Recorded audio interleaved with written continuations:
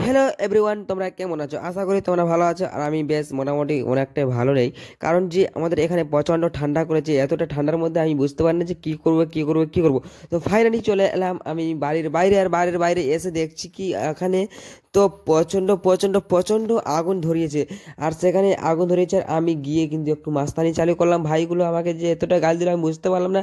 আর এতটা মাস্তানি করার পরেও যে এতটা ধোঁয়া উঠছে না, যেমন আকাশে মেঘলা মেঘলা যখন বৃষ্টির সময় ভেসে ভেসে যায়, সেম টু সেম এত মনে হচ্ছে যে মেঘলা আমাদের গ্রামে চলে এসেছে। গ্রামে বলতে মাটিতে।